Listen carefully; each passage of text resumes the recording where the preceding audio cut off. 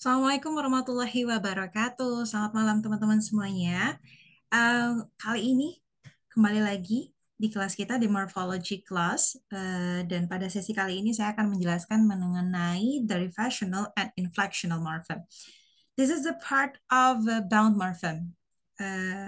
Morphem or meaningful internal structure of a word which has to attach attached to another morphem or another internal structure of a word yang merupakan unsur dari sebuah kata atau sebuah morfem ya. Kita udah anggap teman-teman sudah paham nih definisinya morfem.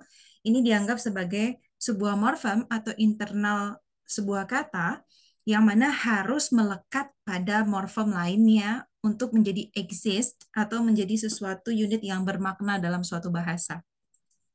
Yang disebut dengan bound morphem. Dan di dalam bahasa Inggris, bound morphem itu bentuknya yang minggu lalu kita udah belajar tentang afiksasi, yang merupakan bagian dari bound morphem. Sekarang adalah bentuk lain dari bound morphem. Dalam bahasa Inggris kita kenal dengan istilahnya derivational dan inflectional morphem. Ini merupakan bentuk dari bound morphem di mana pelekatan morphem ini pada unsur morphem yang lain itu membentuk dua peran. Ada peran derivational di mana morfem tersebut akan melekat pada unsur morfem lain sehingga akan membentuk kata baru, membentuk konsep baru. Makanya dikatakan dia derivational. Sedangkan kalau inflectional morphem itu adalah bound morphem yang melekat pada morfem lain atau melekat pada suatu morfem yang tidak menyebabkan pembentukan konsep baru, tapi hanya merubah bentuknya aja. Atau dia hanya bersifat grammatical property saja. Itu kurang lebih definisi antara derivational dan inflectional morphem. Jadi dia sama-sama bound morphem, cuman dia beda peran ya, dan beda bentuknya.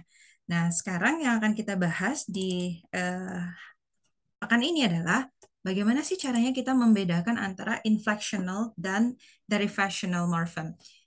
Kalau kamu nanti melihat ada istilahnya derivational affixes ataupun inflectional affixes itu sama aja. Karena bound morphem itu juga bentuknya adalah affixes ya. Karena minggu lalu kita udah bahas di mana bound morphem itu diklasifikasikan berdasarkan lokasinya sehingga dia disebut juga dengan affixes.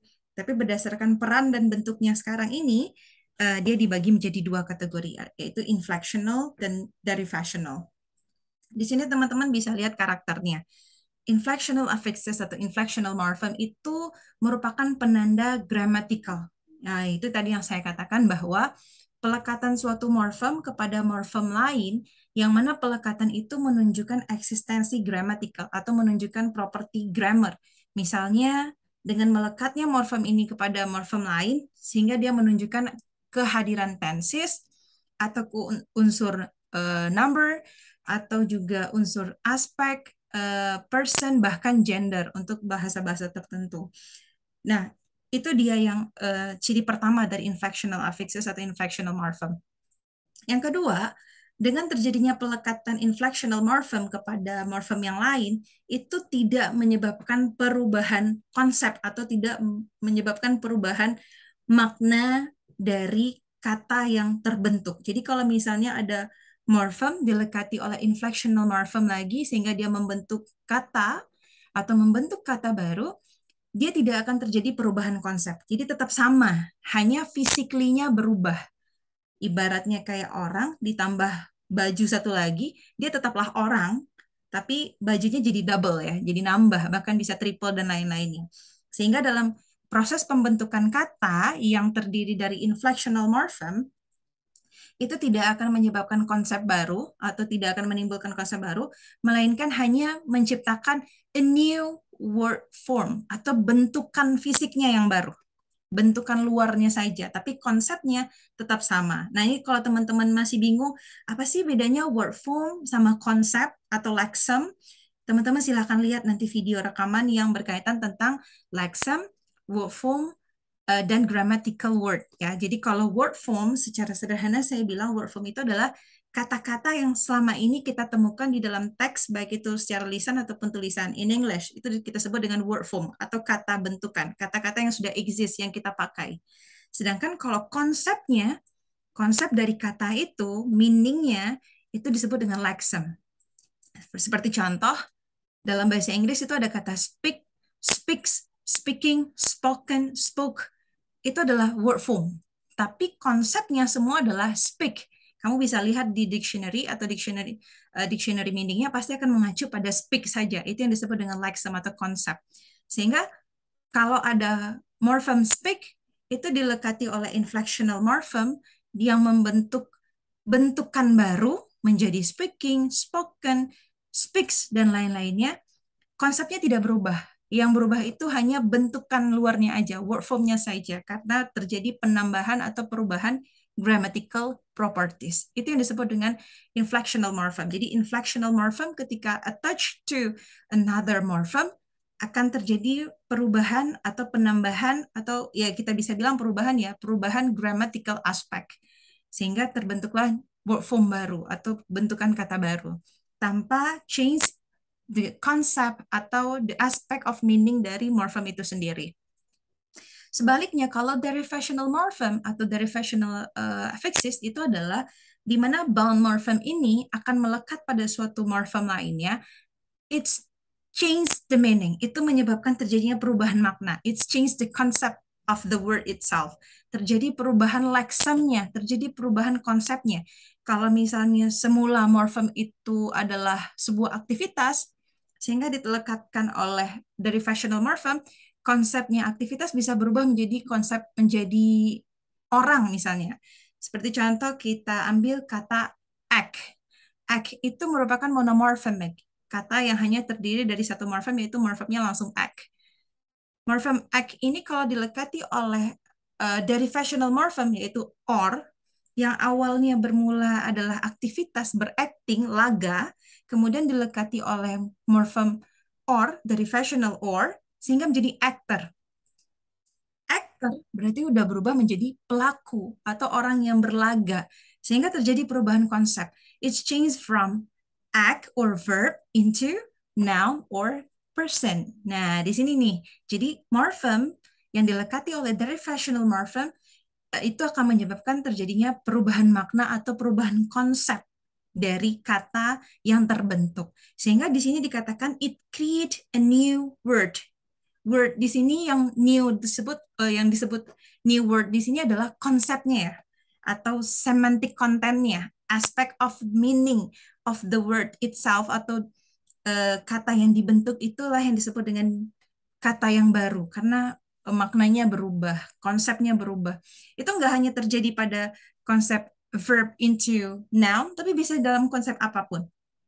Misalnya beauty, beauty itu adalah noun, berarti sesuatu objek, tapi ketika diberikan derivational morphem full menjadi beautiful, maka dia tidak lagi menjadi sebuah objek di sana, tapi dia menjadi modify of things. Jadi ada benda lain, bendanya itu apa, maka benda itu menjadi beautiful. Jadi udah kita nggak konsepnya udah berubah tuh dari beauty sebagai suatu benda, suatu konsep, akhirnya berubah menjadi beautiful, menjadi kata sifat atau sebagai modifier dari entitas yang lain. Jadi terjadilah perubahan konsep di sini. Itu yang menyebabkan derivational berbeda dengan inflectional morphem atau inflectional affixes. Mudah-mudahan bisa dimengerti ya untuk bagian yang ini. Nah, perbedaan yang lain, inflectional morphem itu jumlahnya in English ada 9. So this is a limited number. So I suggest you, if you want to remember about the inflectional or derivational morphem, I suggest you to remember on inflectional morphem. Focus on inflectional affixes karena jumlahnya cuma 9, jadi sedikit. Nah, teman-teman bisa lihat di sini. Bentuknya kita bisa ingat. As, ada 4. Akhiran ya, semuanya akhiran. As, kemudian ada akhiran ing, ya, suffix ing, kemudian ada suffix d, kemudian ada suffix er, nest. Dari sini kita bisa lihat lagi kedua bahwa inflectional morphem posisinya semuanya adalah suffix in the end of the word. Ya, posisinya selalu di akhir. Yang ketiga, ternyata semua inflectional morphem atau inflectional affixes ini menunjukkan grammatical properties seperti yang sudah kita bahas sebelumnya. Coba teman-teman lihat di sini. Kalau dia suffix as, morphem as melekat pada morphem dog, maka dia menjadi dogs. Tidak terjadi perubahan konsep di sini. Yang dibahas tetap adalah objeknya adalah anjing, tapi yang berubah adalah nominalnya. Yang awalnya singular change into plural. Konsepnya nggak berubah. Yang berubah hanya grammatical properties-nya saja. Sama juga dengan boys. Objeknya adalah tetap konsep pertamanya itu adalah boy. Tapi ketika diberikan possessive as apostrof menjadi kepemilikan si anak laki-laki. Tetap sama acuannya kepada anak laki-laki, cuman berbedanya adalah sekarang menjadi kepemilikannya si anak laki-laki. So it doesn't change the meaning of the morphem itself, the word itself, tapi yang berubah adalah grammaticalnya. Kita lihat lagi misalnya nanti pada kata kerja ya, ada eaten di sini. Kata eat, eating, eaten, at, itu nggak berubah. Konsepnya tetap makan. Yang berubah itu adalah aspek dan tense-nya. Kapan dia digunakan sekarang, masa lalu, atau sudah makan, atau akan makan, itu yang berubah. Grammatical properties-nya. Tapi konsep dari morphemnya sendiri tidak berubah. Atau konsep dari kata yang terbentuk itu tidak berubah. Itu ya, jadi ini yang saya sarankan teman-teman fokus untuk menghafal kalau memang harus diingat inflectional aja. Kenapa? Except dari inflectional morphemes itu akan menjadi derivational morphem. Jadi selain dari yang 9 ini, tentu dia akan masuk ke dalam derivational morphemes. Ini dia, derivational morphemes. Seperti yang sudah kita bahas sebelumnya bahwa derivational morphemes itu ketika attached to another morphem, it will create a new word karena terjadi perubahan konsep kata atau aspek of meaning dari kata yang terbentuk. Di sini teman-teman bisa lihat fish yang awalnya nominal berubah menjadi fishy, code yang awalnya nominal berubah menjadi decode yaitu kata kerja. Nah, ataupun contohnya tadi kita bilang ada act yang merupakan kata kerja berupa berlaga atau bersikap, kemudian ditambahkan derivational morphem or menjadi actor, sehingga menjadi pelaku atau orang yang melakukan, dan lain-lainnya. Itu bisa apa ya? Contoh-contoh derivational morphem bisa teman-teman temukan di berbagai sumber. Intinya, derivational morphem akan menyebabkan terjadinya perubahan konsep dari kata itu atau terjadi perubahan pada aspek of meaning-nya. Haruskah setiap derivational morphem itu atau proses pembentukan kata dari derivational morphem itu haruskah selalu menyebabkan perubahan kelas kata? Enggak juga ya, tidak selalu. Jadi tidak selalu proses pembentukan kata dari derivational morphem ini menyebabkan perubahan kelas kata. Enggak selalu. Contohnya apa? Ini. Ini ada beberapa morphem, derivational morphem di sini yang bentuknya prefix, kemudian dia melekat kepada another morphem, itu tidak menyebabkan perubahan kelas kata. Kelas katanya nggak berubah. Secara sintaksis dia nggak berubah, tapi konsepnya berubah. Misalnya, continue, melanjutkan. Ketika diberikan discontinue, menjadi tidak lanjut berarti berhenti. Nah, konsepnya berubah. Lanjut dengan berhenti tentu berubah.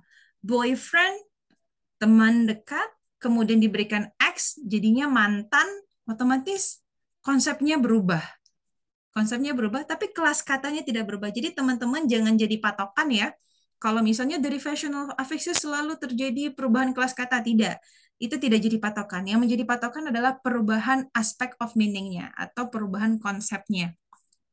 Happy berarti sesuatu yang menunjukkan adanya kegembiraan. Kemudian diberikan unhappy menjadi tidak happy dalam artian sad, sedih. Nah, berarti otomatis ada perubahan konsep di sini. Tapi kelas katanya tetap sama-sama adjektif, jadi adjektif juga. Jadi tidak ada perubahan kelas kata. Jadi sekali lagi saya sampaikan bahwa perubahan kelas kata tidak menjadi patokan dalam pembentukan kata melalui derivational morphem. Yang menjadi patokannya itu adalah perubahan aspek of meaning of the word constructed.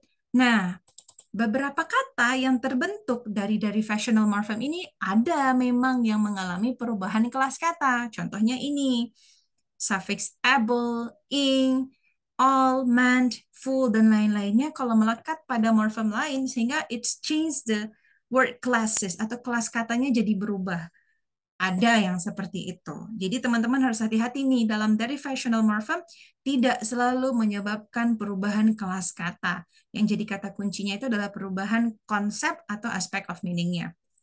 Kemudian, dalam derivational morphem itu bentuknya tidak selalu affixes, tidak selalu suffix ataupun tidak selalu prefix ya. Kebetulan derivational morphem in English bentuknya bisa dua, prefix dan suffix. Bisa di awal, bisa di akhir. Contohnya kalau yang di awal seperti ini, anti, di, this, these, X, in, on, dan lain-lainnya. Sedangkan yang suffix ini bentuknya. Jadi bisa di depan, bisa di akhir. Sedangkan inflectional morphem selalu di akhir dan jumlahnya hanya 9. Sedangkan derivational jumlahnya ada banyak, bisa di awal dan bisa di akhir. So, I think that's all for today. Itulah dia perbedaan antara inflectional and derivational morphem in English.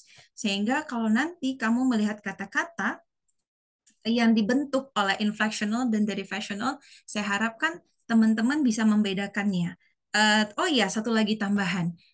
Terkadang derivational itu juga ada yang bentuknya ing ya, tapi hati-hati. Yang jadi kata kuncinya seperti yang tadi. Kalau dia inflectional, it's just the grammatical properties. Konsepnya tidak ada yang berubah. Dia tetap mengacu pada hal yang sama. Yang berbeda itu hanya grammatical properties-nya. Dan dia hanya ditemukan pada kata kerja. Kalau yang ing ya, yang ed ditemukan pada kata kerja dan yang ing juga ditemukan pada kata kerja.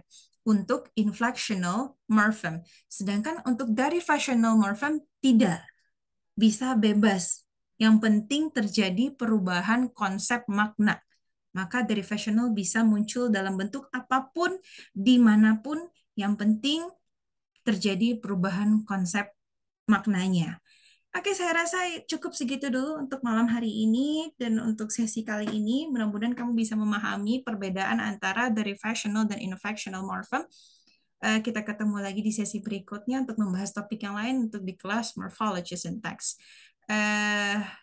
Terima kasih banyak. Sampai jumpa. Assalamualaikum warahmatullahi wabarakatuh.